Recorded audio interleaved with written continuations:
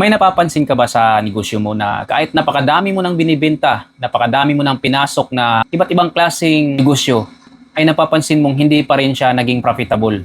Kung ano-ano na lang yung mga pinasok nating negosyo, ginaya natin sa ibang may mga negosyo, at paiba-iba yung mga pinaggagawa nating mga negosyo na akala natin ay naging patok. At the end, hindi siya naging profitable. Kaya sa video ko na to, isi-share ko sa inyo kung ano ang kahalagahan ng mag-focus tayo sa isang negosyo para ito ay lumago. At alam nyo ba guys na ang isa sa pinakamahalagang puhunan sa pagninegosyo na hindi nabibili ng pira ay ang focus. Kailangan nakapokus tayo sa negosyo natin at palaguin natin ito. Kailangan ma-skill up natin ito.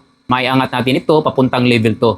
At kung nagnegosyo ka, mapapansin mo na lahat ng mga kakilala mo, pagka nagkita-kita kayo at nakapag-usap kayo, pag napag-usapan ninyo ang inyong negosyo, ay mapapansin mo sa mga kakilala mo na ang dami nilang sinasuggest, ang dami nilang gustong ipadagdag sa negosyo mo. Yan ay wag na wag mong gagawin at wag kang magpadala. Kailangan mag-focus ka kasi pag nakapokus ka, alam mo kung saan ka pupunta.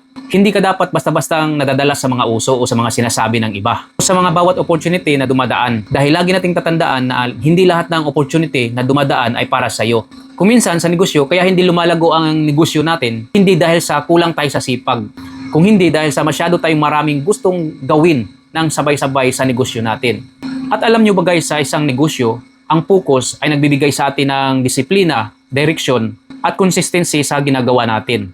Kaya kung may inumpisahan ka na negosyo, ayusin mo ito at palaguin mo ito at gawan mo siya ng sistema. Pukusan mo, itawid mo siya sa level to para mapalaki mo ito. Dahil kung saan natin ilalagay yung negosyo, kung saan tayo nakapokus, doon natin makikita na lumalago ito.